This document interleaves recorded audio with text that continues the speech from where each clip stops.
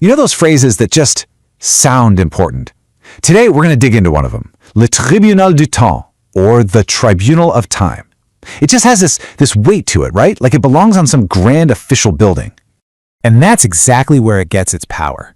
The source material points out that it sounds good, almost official. It has this real gravity, a kind of formality that makes you think, wait, did I miss this in school? But here's the fun part. If you actually try to look this up to find a solid definition in law or philosophy or even literature, well, you're not going to find one. It's not a formal concept. So our mission today is to take this really powerful idea apart and figure out what it's all about. What makes this phrase so intriguing is that it's like a meeting point for a bunch of big, complicated ideas. So to really get it, we've got to deconstruct it piece by piece. Let's start with that first word, tribunal. Okay, so when I say the word tribunal, what's the first image that pops into your head? Yeah, for most of us, it's a courtroom, right? And that's the classic judicial tribunal.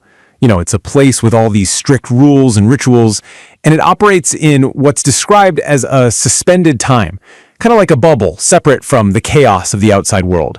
And its whole purpose is to deliver a final, decisive verdict, to resolve a conflict, give everyone a sense of closure, and basically put a period at the end of the sentence. But the word tribunal means so much more than just a courtroom. I mean, we talk about the tribunal of conscience, right? That little voice inside our heads that judges what we do. And more important for what we're talking about today, you have the tribunal of history and the tribunal of narrative. Now check out the contrast here, because this is really interesting. A judicial court, it wants a verdict now. There's an urgency to it. But the tribunal of history, it's the exact opposite. Its judgment is slow. It's delivered over decades, sometimes centuries, as the full story and all the consequences finally come to light.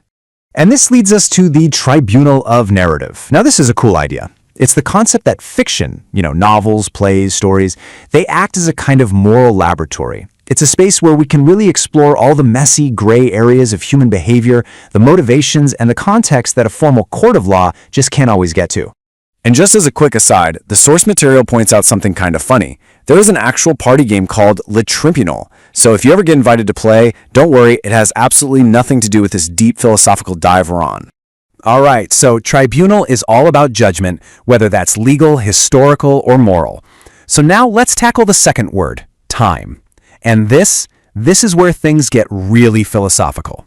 So thinkers like Henri Bergson, they make this really important distinction. On one hand, you've got clock time. It's objective, you can measure it, it's the same for everybody.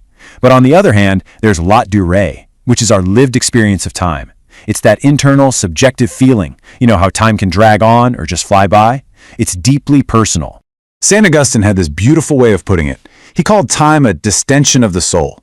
His point was that time doesn't really exist out there in the world. It exists inside our minds, stretched between our memory of the past, our focus on the present, and our hope for the future.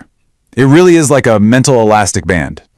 So this brings up a massive question, doesn't it? If our experience of time is so personal, so subjective, if it's this distension of the soul, then how in the world can it possibly serve as a fair, impartial tribunal? This is the big paradox we need to figure out. Okay, so how do we put these two pieces together? We've got this idea of a slow, evolving judgment on one side and this complex, subjective experience of time on the other.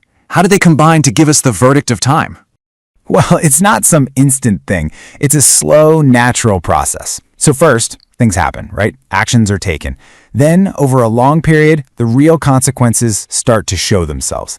As that's happening, we build a collective memory through the stories we tell, in history books and in art. And then finally, out of all of that, a sort of deferred judgment emerges. A deeper, more complete truth comes to the surface, but only with distance. And all of this leads us to the core idea, the one thing that really unlocks this whole phrase. So here it is. The most important point is this. The tribunal of time isn't a tribunal that judges. It's a force that reveals. Time doesn't wear a robe or bang a gavel. Its only job is to slowly, patiently peel back all the layers of bias and emotion and half-truths to let a deeper truth finally shine through. So, to put it all together, the tribunal of time is really this powerful metaphor for history's final verdict. It's not a place you can go to. It's a process. It also implies that we have a responsibility to the future, to how we'll be remembered. But more than anything, it's this profound belief, this conviction, that eventually the truth will come out. And that kind of leaves us with a final, fascinating question to chew on. If time is the gray revealer, what events or people from our world today will be seen completely differently in 50 or even 100 years? What truths are just waiting in the wings for their moment to be revealed?